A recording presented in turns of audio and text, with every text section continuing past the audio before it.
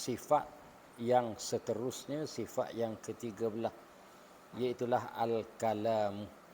Itu al-kalamu tu sifat yang ke-13, iaitulah al-kalamu, bertutur ataupun bercakap. Bertutur ataupun bercakap. Nampak tu? Jadi Allah Subhanahu wa taala dia boleh bercakap ataupun boleh bertutur, berpandukan kepada firman Allah Taala, wa kallamallahu Musa takliman. Allah Taala bercakap dengan Nabi Musa itu bercakap sungguh. Bercakap sungguh dengan Nabi Musa itu artinya Allah Taala tu boleh bercakap. Dan bila disebut Allah Taala tu boleh bercakap, jangan kita tasawur atau kita gambarkan bercakap Allah Taala ini, kita imaginekan dengan bercakap Allah Taala ini macam orang. Biasanya begitulah, macam orang. Arti macam orang, tak boleh bercakap melainkan kena ada mulut. Tak boleh bercakap melainkan kena ada mulut. Jadi kalau kita sebut begitu, artinya kita mengimaginekan, gambarkan Allah Ta'ala ini serupa dengan makhluk. Dan ini banyak dah berlaku hari ini, banyak dah berlaku. Allah Ta'ala itu kena ada tangan sungguh. Allah Ta'ala itu ada mulut baru boleh bercakap. Allah Ta'ala itu ada mata. Nampak? Jadi perkataan-perkataan begini menggambarkan, kita menjisimkan ataupun menunjukkan kita tasyabuhkan Allah Ta'ala. Kita menyerupakan Allah Ta'ala ni gambaran kepada makhluk. Kita menggambarkan. Jangan kita menggambarkan Allah Ta'ala. Jadi makna Allah Ta'ala cakap dengan apa? Jangan tanya dengan apa. Kalau tanya dengan apa, dia nak pergi dan dia nak perginya hak dia tanya dengan apa tu. Tujuan tanya dengan apa tu, artinya situ maknanya dia nak pergi kepada Allah Ta'ala tu ada mulut dah. Soalan tu jawab pandai lagi. Soalan sahaja tu bermakna Allah Ta'ala tu. Sebab itu kita tak boleh nak buat soalan tu. Tidak. Sebagaimana yang kita sebut dulu, minggu-minggu yang lepas, Allah Ta'ala bercakap. Dengan tidak ada, dengan cara dia cakap dengan zat dia. Bukan dengan mulut dia, tapi dengan zat dia. Dia kata cakap gua ni dengan zat, tak ada dengan mulut. Banyak benda hak boleh bercakap, tapi tidak ada mulut. Banyak benda yang Allah Ta'ala menzahirkan. Tambah-tambah Allah Ta'ala menzahirkan mukjizat kepada Nabi. Banyak benda yang bercakap dengan Nabi, tapi mulut tak ada. Seperti batu. Nabi lalu batu beri salam. Sahabat tanya, siapa dia beri salam tu? Batu tu kata dia beri salam. Pun molek-molek ada. Nampak? Ada mulut ke tak? Tak ada. Itu Allah Ta'ala nak menggambarkan bahawasanya bercakap ni tak perlu pada mulut. Kita manusia hak lemah ni kena ada mulut. Kita lemah. Kita tak boleh nak cakap dengan tubuh badan zat kita, tak boleh. Sebagaimana batu. Kayu tamar, batang tamar yang Nabi buat baca khutbah di Masjidil Madinah dulu. Pernah bercakap dengan Nabi, menangis dan bercakap dengan Nabi. Menangis, Nabi kata, buat apa yang mau menangis? Sebabnya muat mimbar lain dah. Muat mimbar lain, aku ni nak khidmat kamu apa benda? Peranang khidmat aku ni tak ada lah. Kaki tahu begitu je. Nampak tak? Seolahnya dia bercakap. Ada mulut ke tak? Tak ada mulut. Ini Allah Ta'ala nak menggambarkan mukjizat kepada Nabi, nak beri mukjizat, nak memberi mukjizat kepada Nabi supaya nak menggambarkan cakap ni tidak semestinya mulut. Tetapi oleh kerana kita tu lemah, manusia ni lemah, kena ada mulut baru boleh cakap. Di akhirat lagi tak payah pakai mulut dah. Nampak? Tu kita duk baca surah Yasin tu. Kayak dia cakap di akhirat lagi, tangan mu bercakap, kaki mu bercakap. Mulut mu duk diam. Tidak. Dan ada orang yang tak ada mulut tak boleh cakap pun ada. Mulut comel molek, buat makan nasi boleh. Tapi nak bercakap tak boleh. Artinya mulut ni tidak semestinya kena bercakap. Tapi nak bercakap manusia kena ada mulut. Sebab manusia tu lemah, nak bercakap kena. Tak ada mulut tak boleh bercakap.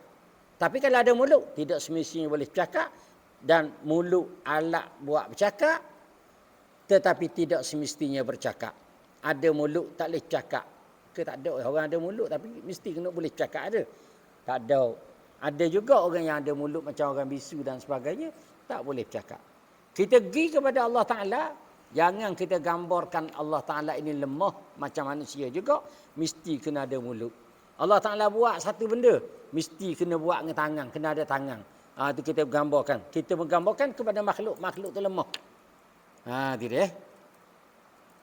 Sambung malam ni kata dia, maka kalam Allah Ta'ala itu, jumpa cari ke tu, lama tak tanda tak jumpa cari. Tu jumpa cari buat long. Maka kalam Allah Ta'ala itu satu sifat jua. Tiada berbilang kalam Allah Ta'ala ini satu je. Kalam yang satu tak ada berbilang macam kita, sekali boleh, sekali tak boleh. Sekali begitu, sekali begini. Ya. Tetapi ia berbagai-bagai apabila dipandang dari segi perkara yang dikatakan. Allah Ta'ala ni cakap, beritahu kita satu benda, satu perkataan, satu je. Tetapi kita ni menafsirkan kalam Allah Ta'ala itu dengan berbagai-bagai pandangan. Orang ni nilainya begini, orang ni nilai begini. Kalam Allah Ta'ala. Nampak tu? Jadi. Iaitu jika ia menunjukkan kepada suruh, dinamakan amar, iaitulah perintah suruh. Kalaulah kalam Allah Ta'ala itu suruh, dinamakan amar.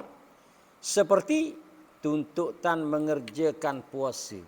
Allah Ta'ala sebut apa? Contoh puasa. Ya ayyuhallazina amanu kutiba alaikumusiyam kama kutiba alal ladzina min qablikum la'allakum tattaqun. Itu Allah Ta'ala perintahkan puasa. Nampak tu? Jika ia menunjuk kepada tegahan atau larangan, dinamakan nahi, dinamakan tegah. Tu ayat tegah dia panggil. Ayat tegah. Seperti tegahan main judi. Main judi. Innamal khamru wal maisir wal ansab wal azlam rijsun min amalis syaitan fajtanibuh, kata Allah Ta'ala. Bahawa sesungguhnya arak, judi, tikar nombor, tutung nasi, apa semua sekali itu adalah perkara syaitan. Fajtanibuh, maka jauhkanlah kamu. Bila Allah Ta'ala suruh jauh, artinya kalau kita buat haramlah sebab tegah. Nampak tu? Hak tu bab-bab ni kita rujuk kepada ilmu usulul fiqhi. Usul fiqh. Usul fiqh. Lah ni masuk dah lah ni usul fiqh dalam masjid pun. Dulu usul fiqh tak masuk lagi dalam masjid ni, takut learning ada dah. Nampak tu? Usul fiqh. Bukan fiqh. Bukan ilmu fiqh, ilmu usul fiqh, usul. Asal umbi fiqh. Umbi fiqh. Nampak tu? Bukan ilmu fiqh. Dia masuk dah tu, kita mengajar malam mana ni? Tak ingat dah. Sabtu malam Ahad di Masjid Bukit Dimang. First time lah kita masuk ke masjid usul fiqh. Hak lain mari main masjid ni bak ambil air semayang, bak semayang. Bak tauhid sifat 20, bak apa ni, bak begini lebih-lebih kurang. Tu. Masjid tu dia taqaddum sikit, maknanya dia maju sikit. Dia nak ilmu usul fiqh.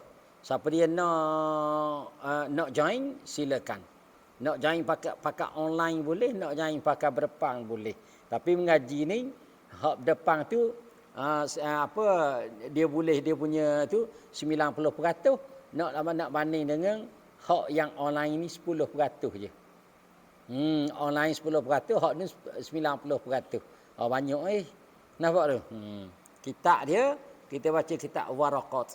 Ini bab ni, bab suruh, bab amar. Ada kala Allah Ta'ala suruh wajib, ada kala Allah Ta'ala suruh sunat, ada kala Allah Ta'ala suruh tapi jadi harus sahaja. Nampak? Tegah pun begitu juga. Ada kala Allah Ta'ala tegah jadi haram kalau kita buat. Ada kala jadi harus. Ada kala jadi makruh. hak Allah Ta'ala tegah dalam Quran. Ini kembali kepada mana? Kembali kepada ilmu usul fiqh. Tok Imam nak join boleh. Kitab dia esok lusa mungkin siapa. RM20 suti. Tu dia. Murah sikit pada rokok dahi. Rokok dahi berapa ni? 17. Mahal sikit pada rokok dahi. Tapi rokok dahi kena sekotak setengah baru cukup. 17 ya 40 kena sekotak setengah. Jadi 25 ke. Nampak tak? Sehari. Itu dia. Kali dengan 30 hari. Banyak. Hak ni sekali tu sok mai hidup dah pakai akhirat ni. Pakai akhirat 20 ya. Kitab dia asal dia kitab Arab. Dia memperromikan kitab tu. Dia terjemah ke Melayu. Bahasa Romi. Senang baca. Nampak tu? Nak baca sendiri. Jawab dia. Man la syaikha fasyaitun syaikhullah. Siapa yang tak ada tok guru, maka syaitan jadi tok guru. Sebab apa tak faham? Bukan soal khabar ni. Soal khabar tak payah guru baca je. Nampak? WhatsApp tak payah guru baca. Itu dia benda. Seperti tegahan main judi, kata dia. Dan jika menunjuk kepada berita, dinamakan khabar. Itu kalam Allah Ta'ala. Ada yang menjadi cerita. Khabar, dia panggil cerita. Khabar. Cerita apa? Cerita start daripada belum daripada Nabi Adam. Allah Ta'ala beritahu ke Iblis. Kepada malaikat. Dia nak jadikan Nabi Adam. Wa idh qala rabbuka lil malaikati inni ja'ilun fil ardi khalifah. Dia royak kepada di waktu, ingatlah ya Muhammad. Di waktu berkatanya Allah Ta'ala, firman Allah Ta'ala kepada malaikat. Sesungguhnya aku nak jadikan di atas muka bumi ini khalifah. Qalu ataj'alu fiha man yufsidu fiha. Ya Allah, mereka itu berkata, iaitulah malaikat berkata, adakah mu nak jadikan atas dunia ni hak nak suruh rosak bumi? Hak bumi duk molek-molek, nak suruh jadi punah ranah. Wa yasfikud dima, dan menumpahkan darah perang semua, kata dia duk atas bumi ni. Allah Ta'ala kata senyap mu duk diam, mu dak tahu, aku tahulah weh. Nampak? Aku boleh mengejah belaka hak tu. Aku tukang mengejah. Nampak tu? Itu dia. Itu apa? Cerita start daripada belum buat Nabi Adam. Start daripada Allah Ta'ala cerita. Bukan setakat belum Nabi Adam. Tak ada langit bumi lagi. Allah Ta'ala cerita dia nak jadikan langit bumi tu surah apa? Hak kita duk baca semua tu surah Sejadah tu. Allah Ta'ala cerita situ. Lepas pada tu mari Nabi Adam. Cerita Nabi Adam. Duduk dalam syurga sehingga turun ke bumi. Itu cerita. Nabi Adam pun melahirkan zuriat. Cerita pula Nabi Nuh, zuriat Nabi Adam. Nampak? Itu dia. Nah, kemudian turun cerita Nabi-Nabi. Jumpa dengan Firaun pula. Jumpa dengan Namrud pula. Ni Nabi-Nabi berjumpa belaka. Kemudian turun, mari jumpa dengan Nabi Muhammad. Dia cerita keadaan Nabi Muhammad cerita belaka. Orang Quraisy masa tu pengang dengar. Aku dak rajin dengar. Muhammad mengaji duan ni, kata dia. Nampak? Ngaji duan ni. Apa boleh cerita gitu semua? Itu dia. Siapa yang bawa? Ialah Allah Ta'ala wayak. Kalam Allah Ta'ala tu kalam Allah Ta'ala tu khabar cerita. Seperti riwayat Fir'aun memperbuat begian-begian. Fir'aun buat benda ni, buat benda tu. Fir'aun perangai dia apa. Allah Ta'ala cerita dalam Quran. Fir'aun hak duduk sama Nabi Musa, hak lawan Nabi Musa ni, umur dia 400 tahun dia boleh hidup. 400 tahun. Nampak? Akhirnya masuk dalam laut, tenggelam dalam laut tu Fir'aun hak lawan Nabi Musa. Nah, itu dia. Kemudian Allah Ta'ala cerita belaka. Fir'aun dengan saharah dia. Saharah ni mana puak-puak sihir Nabi Fir'aun. Nabi Musa lawang. Capok tukak. Al-Qiyasak, kata Allah Ta'ala. Capoklah tukak mung tu. Nabi Musa, tukak kayu nak lawang kau. Ni ular puak-puak Fir'aun. Ular hak sihir ni. Pak, Nabi Musa. Nak capok tu hai dok main Allah Taala kata alqi asaka, capoklah tokak. Fa idza hiya su'banu. Nampak? Maka tiba-tiba jadi ular besar. Oh, jadi ular. Dia makan habis. Hak yang tukang sihir tadi. Dan dia pergi nganga mulut depan Firaun. Dia nganga mulut ni, Firaun duduk atas kursi tu sama besarlah mulut tu. Kau nganga. Kalau nganga mulut sama besar tu kau. Ular besar mana tak tahu. Nak lawan dengan anak konda tu, besar dia lagi. Anak konda kan anak enda. Anak enda kan anak konda. Anak enda gitunya terlampau. Macam ular terlampau. Apa dah? Besarnya ular tu nak cerita. Itu cerita. Allah Ta'ala cerita supaya apa? I'tibaran. Mengambil pengiktibaran. Ibratan. Minal khabar. Cerita tu menjadi ibarat, menjadi ibrah, menjadi pengajaran kepada kita. Nampak tu? Jangan kita dengar sedak je. Dah, cerita tu pengajaran. Firaun tak ada ke zaman ni? Ada. Firaun masih ada. Siapa ke ni? Nampak tu? Hak mana-mana yang cerita, Allah Ta'ala cerita Firaun, maka cerita tu masih ada sini, perangai tu, maka itulah Firaun. Tidak masih ada. Nampak tu? Hak nampak jahat, nampak macam Firaun. Ada belaka macam-macam. Learning bukan jadi pemimpin je Firaun. Rakyat sendiri pun. Umat Islam pun jadi Firaun juga. Macam-macam jadi Firaun learning.